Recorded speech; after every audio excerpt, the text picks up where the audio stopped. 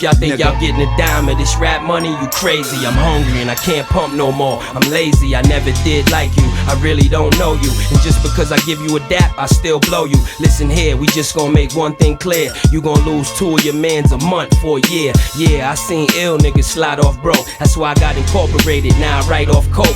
Burning the hash, keep money, learning to stash. My credit is great, but I buy burners with cash. I'm the nigga that'll come through and light up an ounce. Y'all the faggots that'll talk about me soon as I bounce. All your men hating me, Ford or M. Off-white with the nickels, the chip, and the clear lights. I veer right, bust a U, then hop out with the pump and make all them niggas empty all they shit in the trunk. Jada Kiss in the top 5, dead or alive. Spit these at a nigga that'll give him the hive. Whenever you hear me, it'll be the flow of the night. What Just is give up? me a light. Welcome to another episode of Maximilian Must Know. This is going to be my 20th fragrance collection video. You know, 3 years ago when I started this collection journey, I never would have thought I would purchase 500 fragrances, but damn, you know, it's been a lot of fun. There'll definitely be more of these. As you could probably tell, I've pretty dramatically slowed down my purchasing. Not so much in terms of like niche or designer, but like I'm definitely doing a lot less blind buying of shit at like TJ Maxx and Marshalls, and it's really because I have, like, it's very rare now that I'll go into one of those spots and just be like, oh, there's something I know or don't know of that I know that like I don't have that I want. You know, like there's anything that is usually at those spots, I either have it or I know I don't want it. And so now to get in my collection, you kind of either have to be like a great fragrance or a very different fragrance. So I'm still buying, probably still buy about one every week, one every 2 weeks. And with 500 fragrances, obviously I can stay in this review game for a long time, as I've only reviewed about 150 of my 500. So I have no plans on stopping that. But I don't know how often you'll see these collection videos. I would say maybe, you know, once, twice a year. Probably twice would be my guess. Maybe less, though, it's possible. As obviously, you know, the older you get and the more you sort of settle down in life, the less disposable income you have for shit like this. So I do plan to stay active, as you guys could tell. But probably won't be buying 10, 20 bottles a month anymore. And I haven't done that for a while, and you've seen the content has still been there. So let's go through fragrances 475 through 500. If there's any of these you want to see a review on that either hasn't been reviewed yet, just let me know. I'm probably going to review most of them, and probably with most of them, the review is either up or it's just sitting on an external hard drive, but there are a few that I'm probably not going to review. So if there's something you see that you go, oh, I really want to see a review on that, let me just leave a comment. I'll try to get to it. So fragrance number 475 is from the House of Guerlain. I think this one gets a lot of hate. I think it's a really good fragrance. It is one of their newer men's fragrances, L'Homme Ideal. I know they've done a flanker of this, which I haven't heard good things about, but I haven't heard good things about this either. And for me, this wasn't a pleasant surprise. You know, my feeling with these designer scents is that, like, if they have a higher end line, like Guerlain has the Arts and Materials line, then you really can't hate on their designer shit. I know a lot of people hate on Sauvage by Dior, but if you want like a good Dior scent, go check out their Privé releases or some of their older stuff. It's definitely not up to snuff, but unfortunately a lot of these design houses now are making shit to cater to the mall crowd, and I really don't feel like this is one. I feel like this is a good designer release, for me at least. L'Homme Ideal by Guerlain. Number 476 is one that Tiziana Terenzi sent me. Shout out to them, really appreciate it. I reviewed this one. It's I think probably their most popular scent, called Lily Purr, but there's a lot of good ones within that collection. Laudano Nero is an excellent one.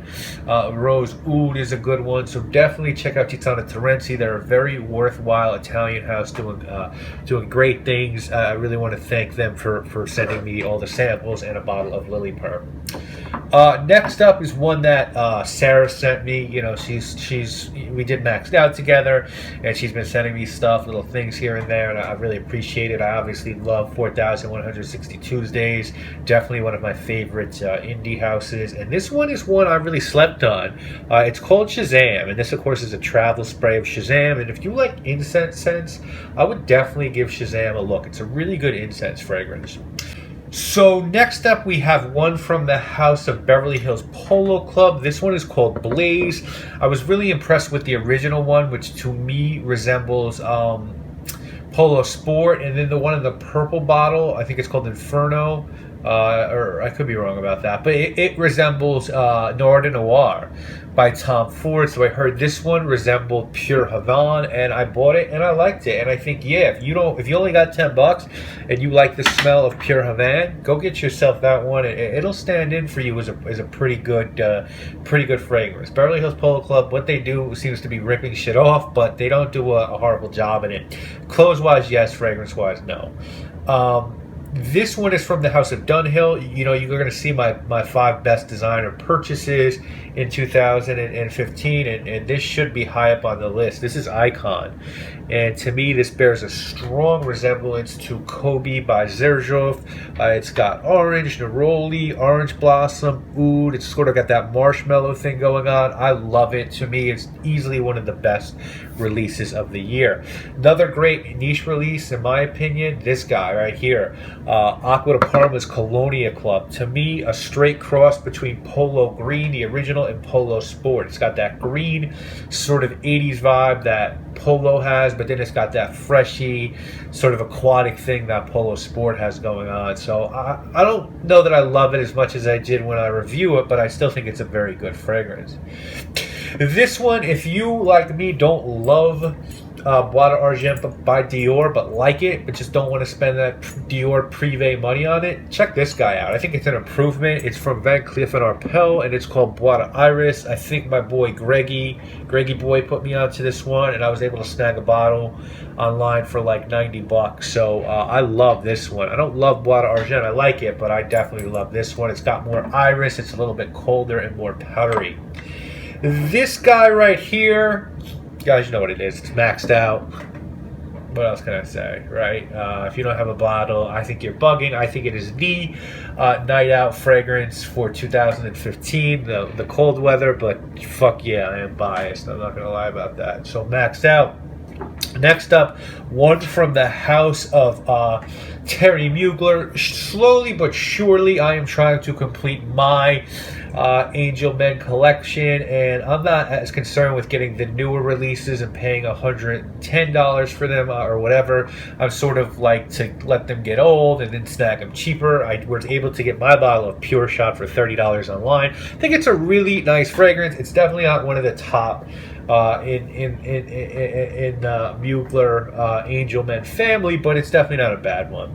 So this one, guys, is called Sutton Place, and the notes on this one really are bergamot, tobacco, vanilla, and incense. And this is a Maximilian creation. This is the first fragrance I've done, and basically this one came to be where I was just in a health food store across the street from my house, and I saw that they stocked these essential oils, and they were really good quality.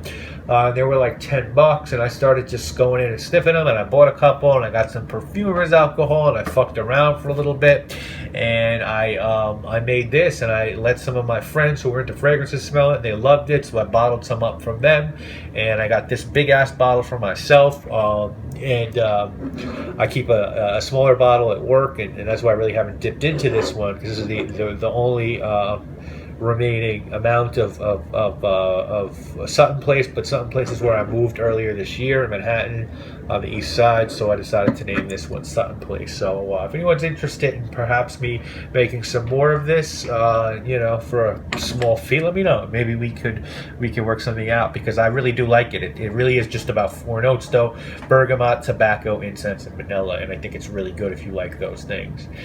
Next one is one I got from Smell Bent. You guys know another one of my favorite indie houses. This one is called 2010, and I was really excited for this one because it's supposed to be a combination of flowers and jet fuel. Guys, straight up, for me it's a flop. If my review isn't up, you'll see it coming. I just don't think it does anything well. I don't think it performs well. I don't think it smells all that exciting. I just think it sort of smells like plasticky. I don't know. Not my favorite from 2000 from Smell Bent. They do a lot of fragrances I love. This just doesn't happen to be one of them. This one I do love. This one from the house of Laura Biggiotti. You guys saw I did a review on this. Roma Uomo.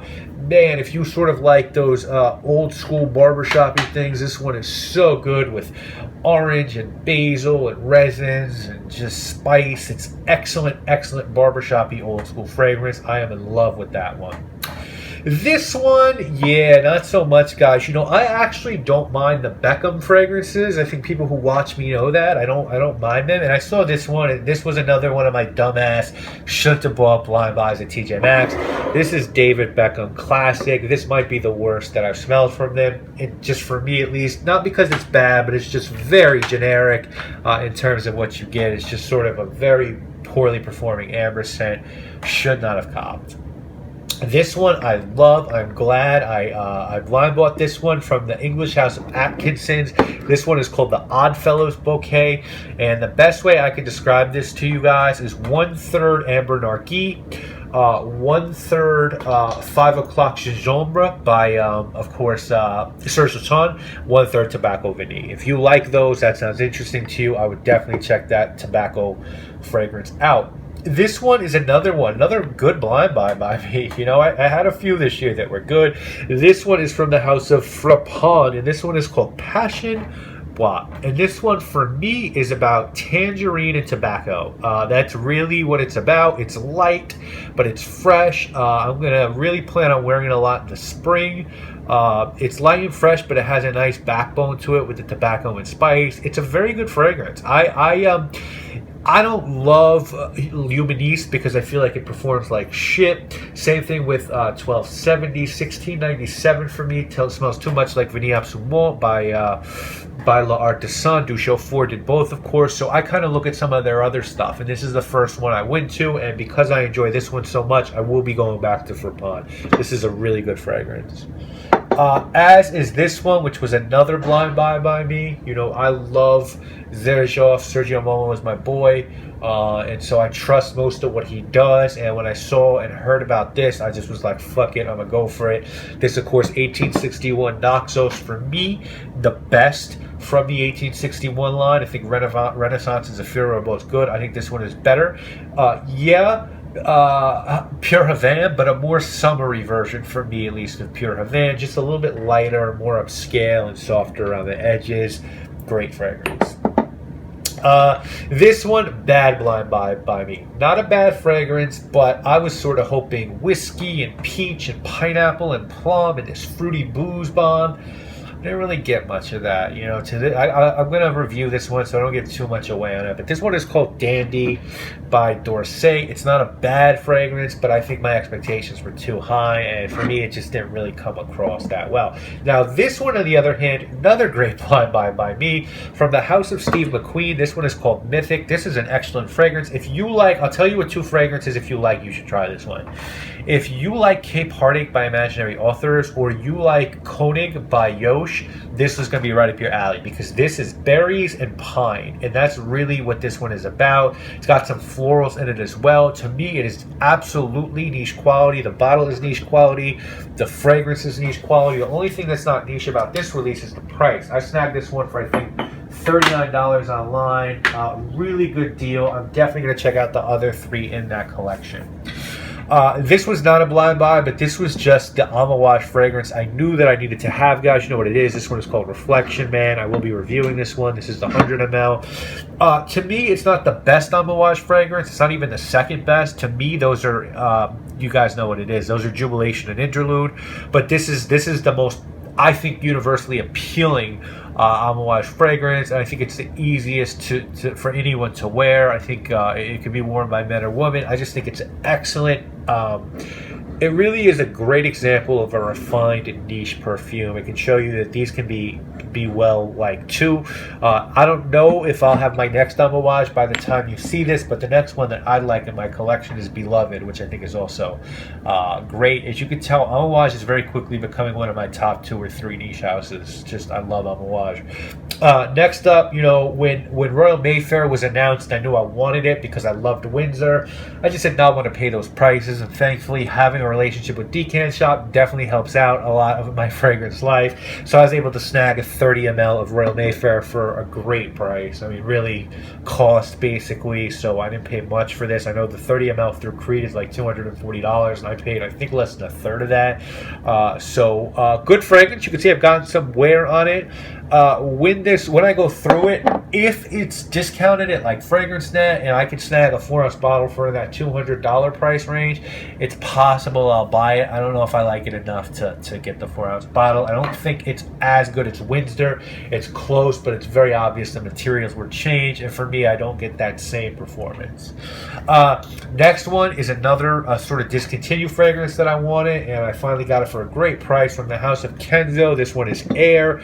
Really good fragrance, and I did not wear that much. It's just these bottles, this is the 50 ml, they come filled up to about here for whatever reason. That's just standard. It is sort of licorice and vetiver, very sort of simple and elegant, sort of has Japanese minimalism to it. I like it a lot. I love the bottle, so I was happy to get this in my collection, and I think I got it for like $50, so can't be mad at that. Boy, another one of my favorite designer releases this year. Icon and this are right there in terms of favorites. This one might have dropped in 14, so I might actually be wrong about that. But I bought it in 15 from the House of Dior. It is Dior en Parfum. It's hard to look at this and take Sauvage seriously. I will say that, but Sauvage is what it is. So next one is sort of a good lesson to me on why I kind of need to spray something before I decide to buy it, because I got a dabber of this sample from Florist and I thought it was good, and then when I actually sprayed it, I just didn't get the same sort of feeling I got from it, and it just sort of fizzled on my skin. And it does smell good, but on me, performance is pretty close to dreadful. I would check it out because it's very good, but it just sort of, I think, performs really differently on different people. And from the House of Florist, this one is called the Mehan Leather. It is the only fragrance from Florist I own or plan on owning, at least as of now.